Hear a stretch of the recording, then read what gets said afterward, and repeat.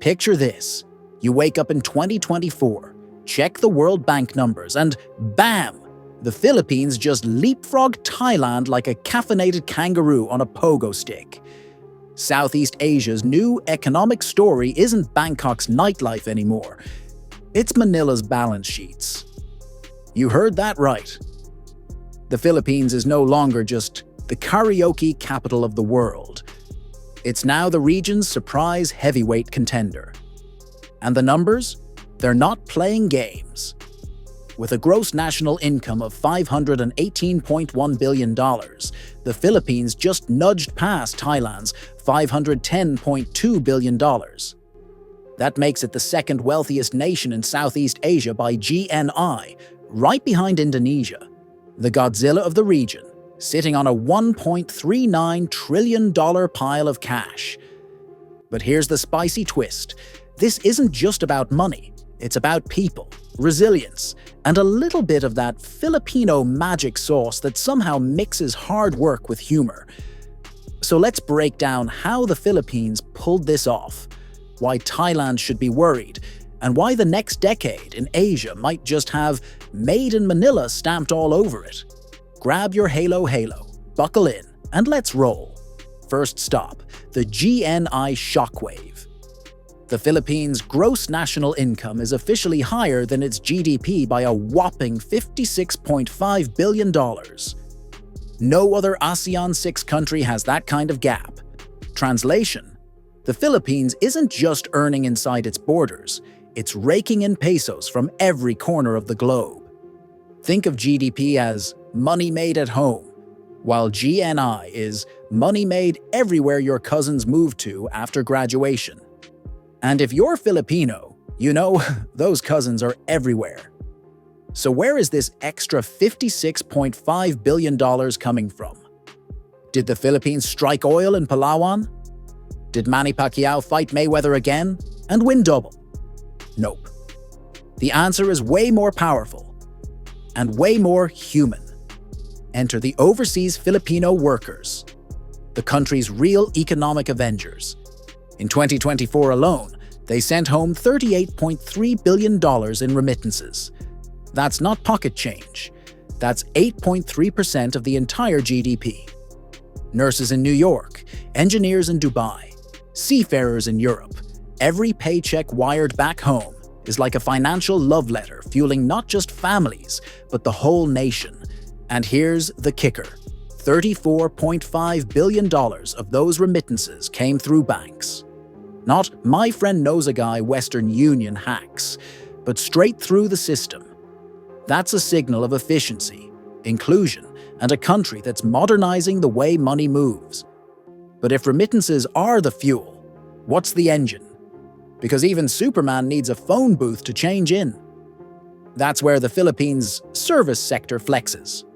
Forget old-school stereotypes of Southeast Asia as just rice fields and factories. The Philippines has built a people-powered economy, and it's flexing harder than a gym bro in January.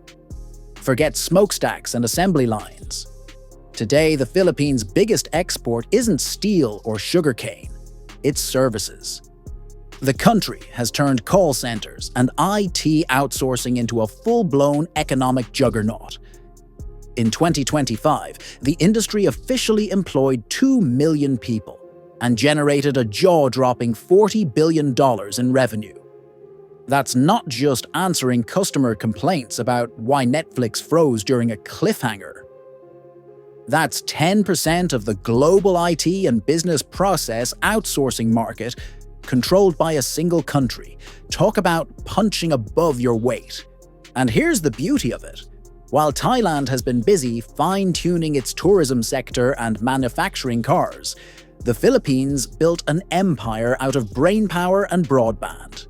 Think about it.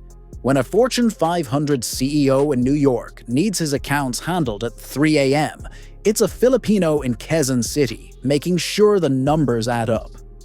When your bank app magically resets your password at midnight, odds are someone in Manila just saved you from a meltdown. But here's the kicker. The service sector isn't just a side hustle. It's the main show. Over 62% of the Philippine economy is powered by services. Compare that to industry at 29% and agriculture at a modest 8%. In other words, while Thailand still leans on factories and fields, the Philippines is stacking chips in the digital casino and winning. Now let's stitch this together. On one side, you've got billions in remittances pouring in from Filipinos abroad. On the other, you've got millions at home running the service sector like it's the global 911 hotline for businesses. Put those together, and you don't just have an economy. You've got a global income machine.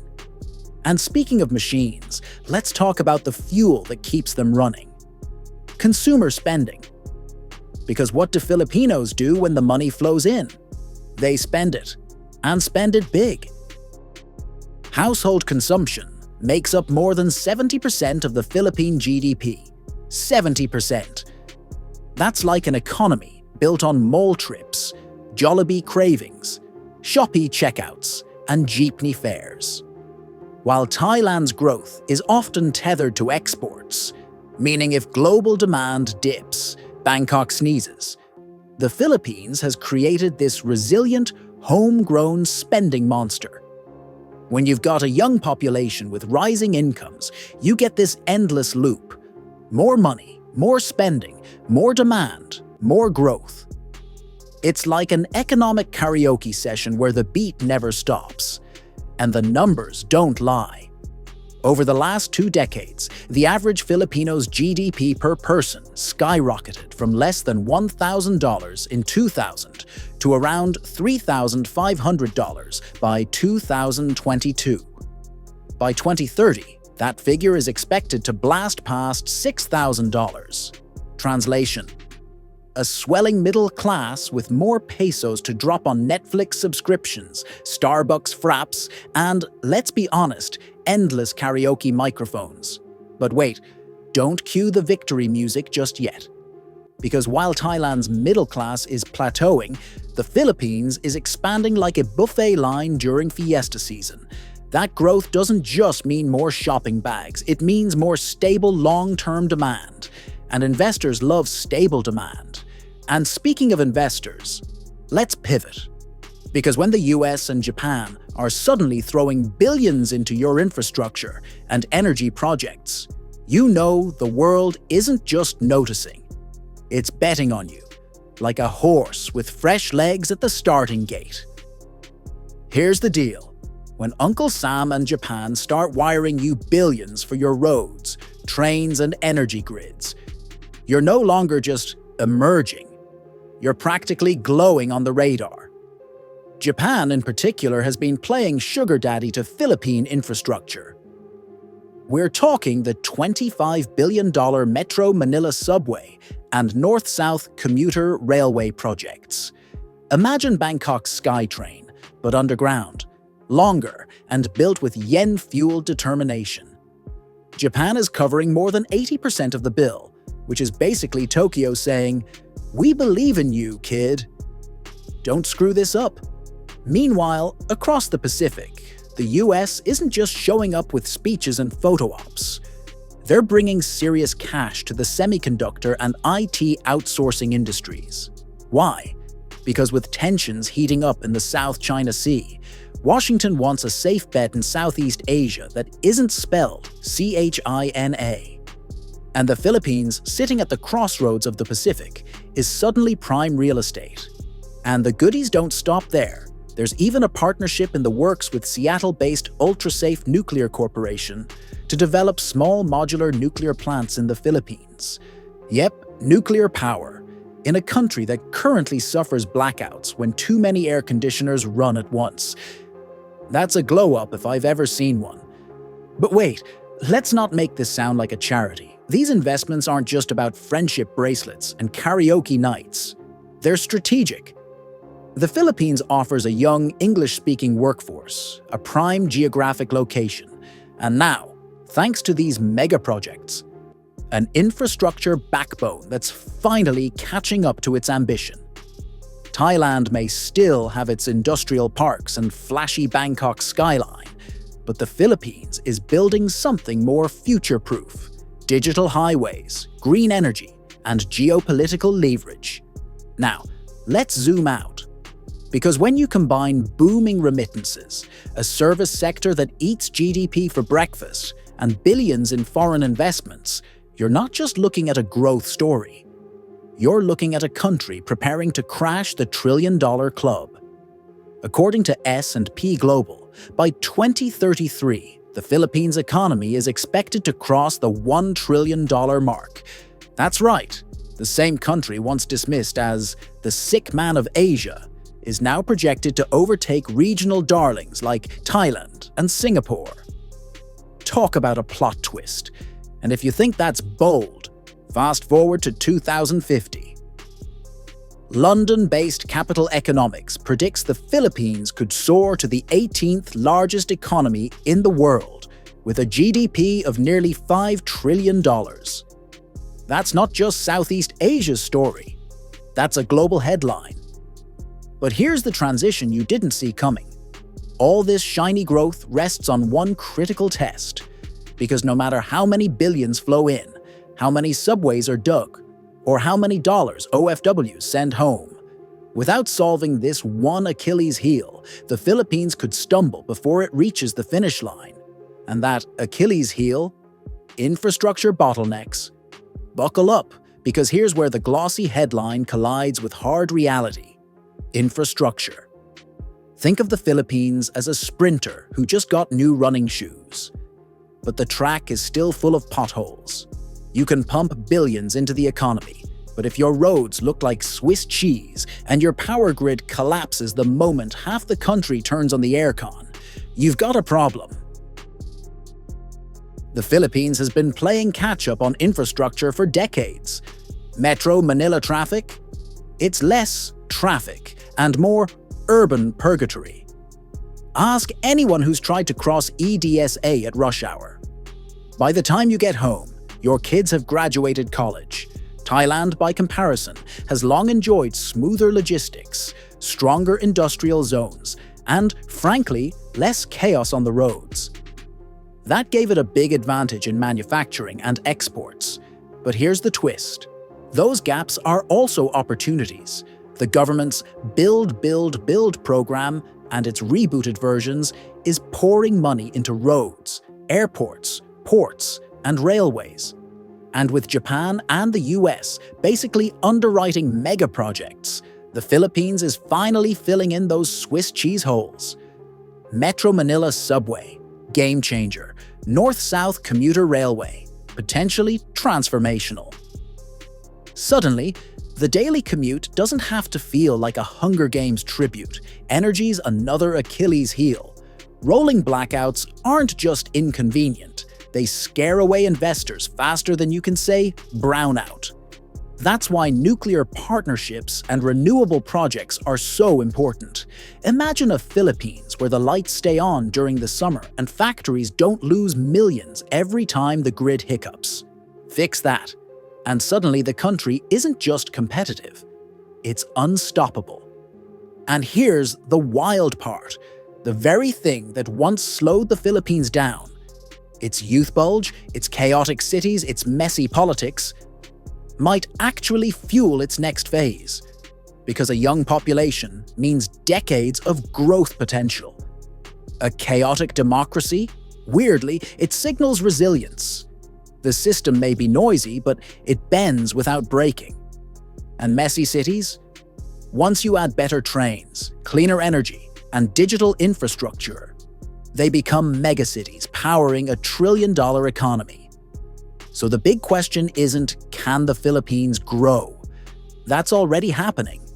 The question is, can it scale?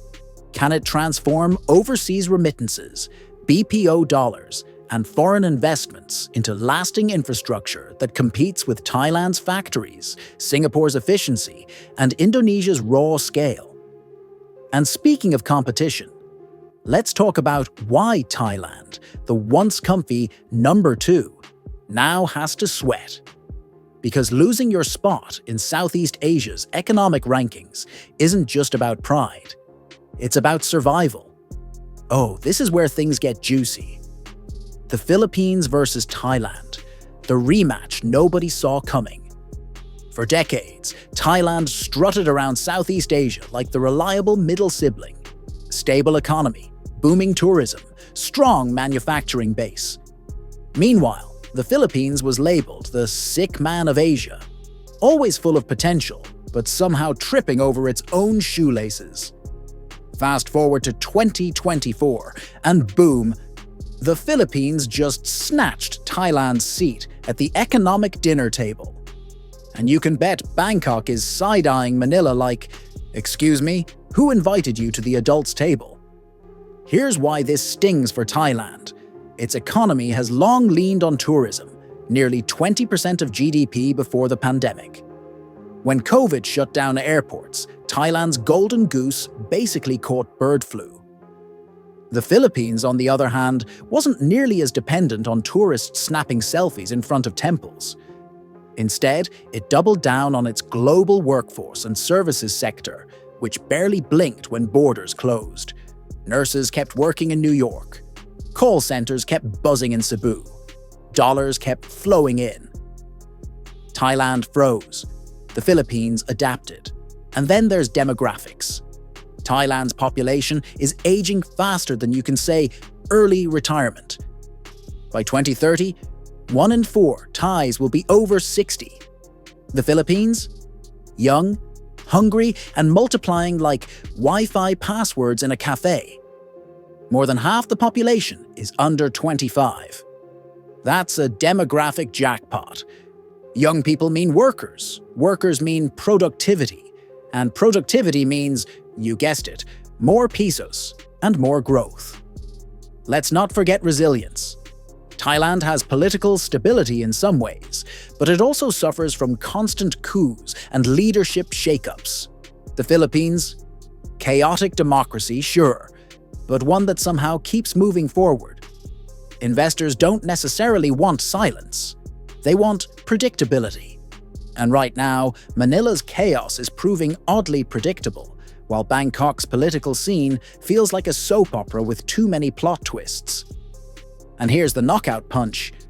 While Thailand is stuck in what economists call the middle-income trap, the Philippines is climbing the ladder. Rising remittances, growing service exports, and foreign investments are pushing it upward, while Thailand struggles to shift from cheap labor to high-value industries. Basically, the Philippines just stole Thailand's thunder, and maybe its lunch money too. But this isn't just a Philippines versus Thailand story. This rivalry signals a bigger shift in Southeast Asia. One where Indonesia, Vietnam, and the Philippines are emerging as the region's new powerhouses. Thailand can't rest on its tourism laurels anymore. If it doesn't innovate, it risks becoming the economic benchwarmer of ASEAN. And here's the cliffhanger. Because while the Philippines is rising now, the question everyone's asking is, can it hold this spot? Or will Vietnam come charging up next and shake up the rankings again? So where does this all lead? Right now, the Philippines isn't just having a lucky break. It's rewriting the script. The World Economic League Table predicts that by 2039, the Philippines will sit at 23rd largest economy in the world. That's not Southeast Asian bragging rights, that's global bragging rights. And by 2050, try 18th largest, $5 trillion GDP, and a per capita income that could hit $33,000. From sick man of Asia to new economic giant in less than half a century. That's not a glow-up. That's a transformation worthy of a Marvel origin story. But, and this is a big but, the future isn't guaranteed. Global recessions, geopolitical tensions in the South China Sea, climate change and domestic politics could all throw curveballs. The Philippines has to fix its power supply, close its infrastructure gaps, and keep its reforms rolling if it wants to avoid stalling out halfway. Think of it like climbing Mount. Oppo with flip-flops. You might make it, but the odds are better if you invest in boots. Here's the exciting part, though. The Philippines' rise is powered by something more resilient than oil reserves or factory exports. It's powered by its people. 11 million OFWs sending money back home. 2 million BPO workers serving the world's biggest corporations. A middle class that's spending, hustling, and leveling up year by year. This is an economy built not on things, but on human capital. And that's a model as global as it gets. So what does this mean for Thailand? For Vietnam? For the region? Simple. The Philippines just proved that you don't need to follow the same old industrial playbook to become a powerhouse. You can build your empire with remittances, services, and strategic partnerships, and still end up overtaking a long-time heavyweight. And for the rest of us, keep your eyes on Manila, because the karaoke-loving, basketball-obsessed archipelago just might be Asia's next breakout star on the global economic stage. Now, here's my challenge to you. Do you think the Philippines has what it takes to hold on to this new position, or will Vietnam come charging up and flip the rankings again? Drop your thoughts in the comments. Let's debate it out. And hey, if you enjoyed this breakdown, smash that like button harder than Thailand's GDP graph after COVID. Subscribe for more sharp takes on global shifts, and share this with someone who still thinks Southeast Asia begins and ends with Singapore. Spoiler alert, it doesn't. Because the Philippines is no longer just in the conversation. It is the conversation.